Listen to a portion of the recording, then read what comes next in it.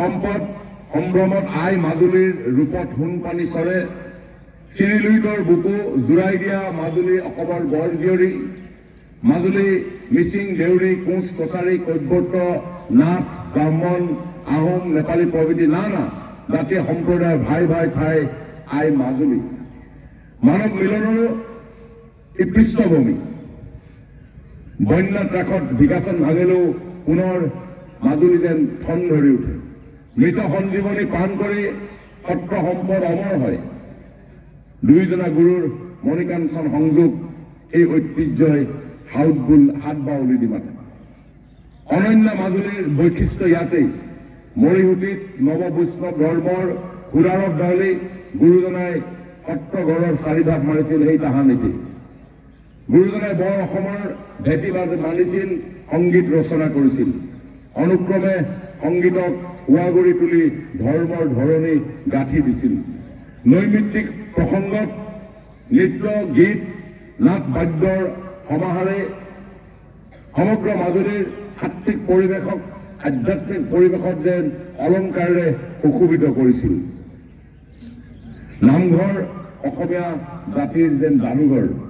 সত্ৰ হৈছে আত্মা আৰু জাতি জনগোষ্ঠী এডাল ভিন্ন ৰঙী মালা সত্ৰ নগৰী মাজুলী সেইবাবেই দ্বিতীয় বৈকুণ্ঠপুৰী এই সমন্বয়ৰ এক আদৰ্শ সকলোৰে মিলন ভূমি আজি মাজুলীৰ এই পবিত্ৰ ভূমিত আমি সকলোৱে এনেধৰণে আজি গণৰাজ্য দিৱস উদযাপনত অংশগ্ৰহণ কৰিবলৈ পাই যেন আমি ধন্য মানিছোঁ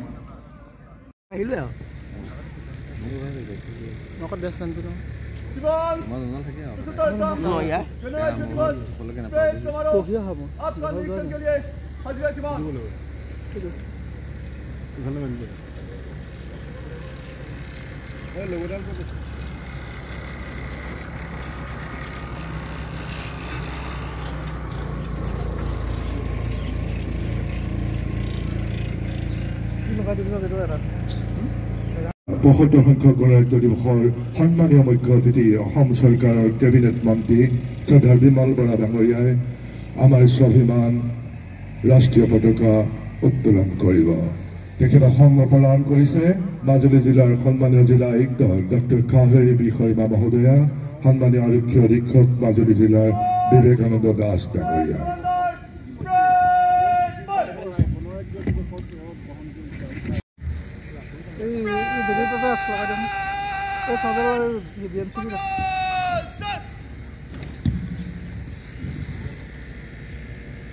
আৰু কষ্টৰ বলত বিশ্বৰ অন্যতম শক্তিশালী গণতন্ত্ৰ ৰূপে প্ৰতিষ্ঠিত আমাৰ দেশে ইতিমধ্যে স্বাধীনতাৰ ৭৫ বছৰ সম্পূৰ্ণ কৰিছে স্বাধীনতাৰ ৭৫ বছৰ এই বৰ্ষটোক প্ৰধানমন্ত্ৰী নৰেন্দ্ৰ মোদী ডাঙৰীয়াই আগন্তুক ২০৪৭ প্ৰতি লক্ষ্য ৰাখি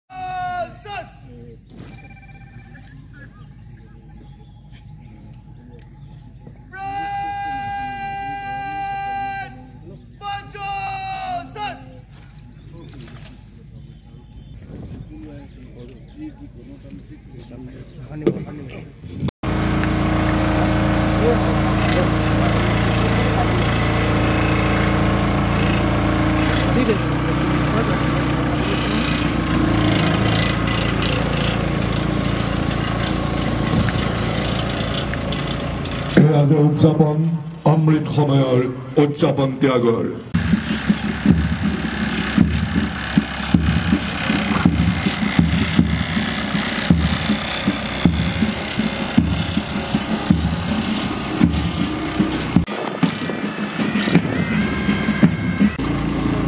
বিশ্বৰ সৰ্ববৃহৎ গণতান্ত্ৰিক দেশ ভাৰতবৰ্ষই আজি ৭৫ সংখ্যক গৌৰৱোজ্জ্বল গণৰাজ্য দিৱস উদযাপন কৰে কাছাৰী ময়দান গড়মূৰত আয়োজন কৰা ৭৫ সংখ্যক গণৰাজ্য দিৱসৰ সন্মানীয় মুখ্য অতিথি অসম চৰকাৰৰ কেবিনেট মন্ত্ৰী শ্ৰদ্ধাৰ বিমল বৰা ডাঙৰীয়াই আমাৰ স্বাভিমান ৰাষ্ট্ৰীয় পতাকা উত্তোলন কৰিব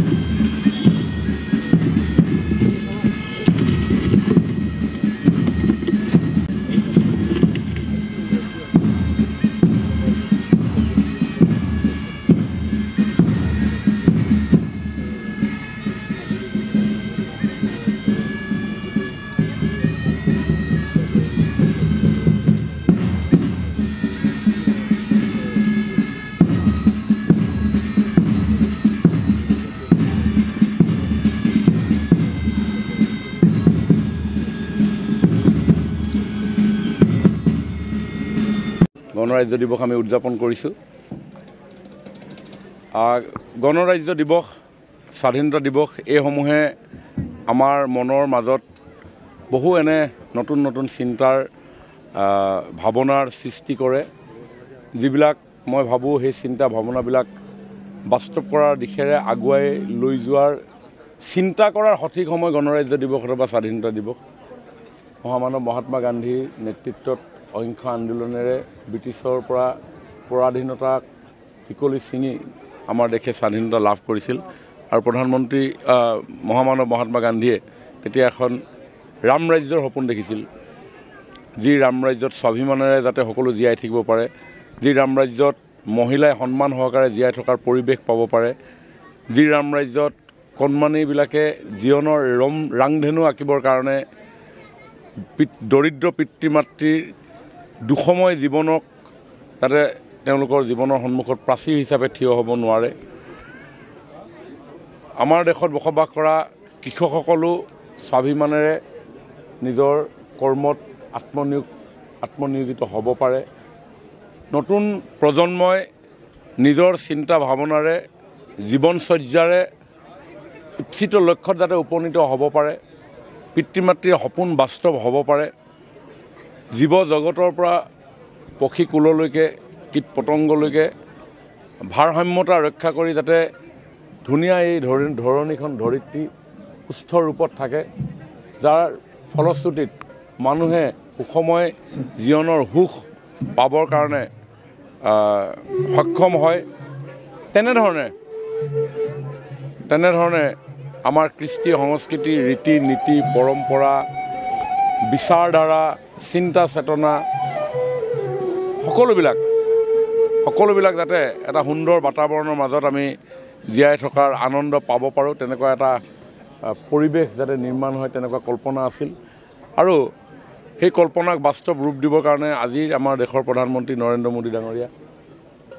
আমাৰ মুখ্যমন্ত্ৰী ডক্টৰ হিমন্ত বিশ্ব শৰ্মা ডাঙৰীয়াই অসমৰ ৰাইজৰ সৰ্বস্তৰ ৰাইজৰ লগত লৈ তেনেধৰণে এখন বিকশিত ৰাষ্ট্ৰৰ সপোন দেখিছে।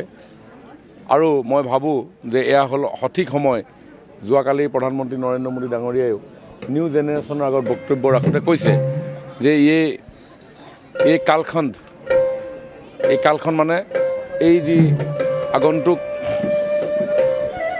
100 বছৰলৈ আগবঢ়াৰ স্বাধীনতাৰ 100 বছৰলৈ আগবঢ়াৰ এই সময়ছোৱা কেতিয়াও হয়তো নাহিব পাৰে, কাৰণ দেশৰ 140 কোটি জনসাধাৰণৰ 65%তকৈও বেছি নিউ জেনেৰেশ্যন আমাৰ দেশৰ নাগৰিক। গতিকে এখন য়ং ইণ্ডিয়াৰ দেশ, নতুন প্ৰজন্মৰ দেশ,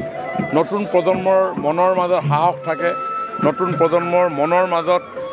চিন্তাৰ বুদ্ধিদীপ্ততা থাকে, প্ৰাণোদীপ্ত আকাংক্ষা থাকে। আৰু এই গোটেই বতৰবিলাক যেতিয়া আমি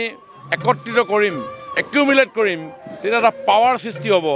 আৰু সেই পাৱাৰ মাধ্যমেদি আমি আমাৰ দেশখনক স্কিল কৰিব পাৰোঁ, ডিজিটেলাইজ কৰিব পাৰোঁ, ফিট কৰিব পাৰোঁ, নতুন চিন্তাৰে ষ্টাৰ্ট আপ কৰিব পাৰোঁ, নতুনকৈ আমি তৈয়াৰ কৰিব পাৰোঁ। আৰু সেইকাৰণে আমি আগন্তুক দিনত এখন স্কিল ইণ্ডিয়াৰ দিশেৰে আগুৱাব লাগিব, ষ্টাৰ্ট আপ ইণ্ডিয়াৰ দিশেৰে আগুৱাব লাগিব, লিড কৰিব লাগিব মেক ইন ইণ্ডিয়াৰ জৰিয়তে, লিড কৰিব লাগিব ফিট ইণ্ডিয়াৰ জৰিয়তে, লিড কৰিব লাগিব খেলো ইণ্ডিয়াৰ জৰিয়তে, যাতে আমি এখন সমৃদ্ধিশালী ৰাষ্ট্ৰৰ স্বাভিমানী নাগৰিক হিচাপে আমি জীয়াই থকাৰ পৰিৱেশ পাওঁ। আৰু তাৰ কাৰণে যিখিনি বাতাবৰণ, তাৰ কাৰণে যিখিনি যেনেধৰণৰ ব্যৱস্থা, সেই ব্যৱস্থাখিনি আপোনালোকে দেখিছে বিভিন্ন মাধ্যমেৰে কৰিবৰ কাৰণে প্ৰয়াস কৰা হৈছে। দৰিদ্ৰজনৰ হৃদয়ৰ কথাখিনিক আমি বিভিন্ন ধৰণে আমি শুনিবৰ কাৰণে প্ৰয়াস কৰিছোঁ। আৰু তেওঁলোকক বাস্তৱতাৰ দিশে আগুৱাই লৈ যাবৰ কাৰণে হয়তো কাৰোবাক যদি ৰেচন কাৰ্ডখন লাগে সেইটোকে দিয়া গৈছে, আয়ুষ্মান কাৰ্ডখন যদি লাগে 5 লাখ টকা আৰ্ট সময়ছোৱাত যাতে আপোনজনক চিকিৎসা কৰি ঘৰলৈ ঘূৰাই আনিব পাৰি, যাতায়াত যোগাযোগ ব্যৱস্থাৰ পৰা আৰম্ভ কৰি বিজুলী বাতিৰ পৰা আৰম্ভ কৰি এনেকুৱা কোনো বিষয় নাই, দিব্যাংগজনৰ পৰা গৰ্ভস্থ মাতৃৰ সন্তানৰ লালন পালন পোষণ অভিযানৰ পৰা আৰম্ভ কৰি মাতৃৰ হাতত সাহস দিবৰ কাৰণে অৰুণোদয় নামৰ আঁচনি প্ৰৱৰ্তনৰ পৰা আৰম্ভ কৰি মাতৃ সমৃদ্ধি যোজনা, এনেকুৱা বহু বিষয় আছে যিবিলাক বিষয়ে মই ভাবোঁ এখন শক্তিশালী ৰাষ্ট্ৰত বসবাস কৰা স্বাভিমান আমি পাবৰ কাৰণে সক্ষম হৈছোঁ। আৰু আগন্তুক দিনত আজিৰ এই 75 সংখ্যক গণৰাজ্যৰ পৰৱৰ্তী সময়ছোৱাত 100 বছৰলৈ আগবঢ়াই এই সমস্যাখিনিত আৰু সমৃদ্ধিশালীভাৱে আগুৱাই নিবৰ কাৰণে আমি বদ্ধপৰিকৰ হ'ব লাগিব। তাৰ কাৰণে আমি দুটা কথা আমি সৰু সৰু কথা মানি ল'লে হ'ল আমাৰ মনৰ পৰা আমি পৰনিৰ্ভৰতাৰ ভাৱটো আমি এৰিব লাগিব নিজে আমি কনফিডেণ্ট আমি হ'ব লাগিব যে আমি আত্মনিৰ্ভৰ দিশে আমি আগুৱাই যাম আৰু তাৰ লগতে আমি সমাজৰ যিসমূহ নীতি নিয়ম দেশৰ যিসমূহ নীতি নিয়ম সেই সৰু সৰু নীতি নিয়ম আমি যদি পালন কৰোঁ সেই সৰু চিম্পল মাতৃগৰাকীয়ে ৰাতিপুৱা সোনকালে শুই উঠিব লাগে যদি মাতৃগৰাকীয়ে সোনকালে শুই উঠা নিয়মটো পালন নকৰে ঘৰখন পৰিচালনাত অসুবিধা হয় গতিকে সৰু চিম্পল এটা কথা সেইখন পালন যদি চবেই কৰে ডেফিনেটলি ঘৰখন ধুনীয়া হয় গতিকে গোটেই দেশৰ মাতৃয়ে যেতিয়া সেই কামটো কৰিব তেতিয়া ঘৰখন ধুনীয়া হ'ব পজিটিভিটি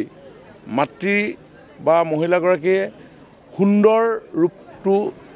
তেওঁৰ দৃষ্টিত ধৰা পৰিব লাগিব হাঁহি হাঁহি থাকিব লাগিব দুখবোধক লৈ পিনি যদি থাকে জীৱনটো দুখীময় হ'ব গতিকে সুখটো আমাৰ মনৰ এটা ভাৱনা আৰু ধাৰণা গতিকে আপুনি সুখ ক'ত পায় সেই বস্তুটো আপোনাৰ নিজৰ ওপৰত ডিপেণ্ড কৰে গতিকে মাতৃয়ে কেনেধৰণে সুখটো গ্ৰহণ কৰি পিনি পৰিয়ালটো সুখময় কৰে সেই ধাৰণাটো আমি ভাবিব লাগিব নিজৰ জৰিয়তে আৰু সেইখিনি কৰিবৰ কাৰণে যিখিনি ছাপৰ্ট ছিষ্টেম সেই ছাপৰ্ট ছিষ্টেম চৰকাৰৰ তৰফৰ পৰা কৰিবৰ কাৰণে প্ৰয়াস কৰা হৈছে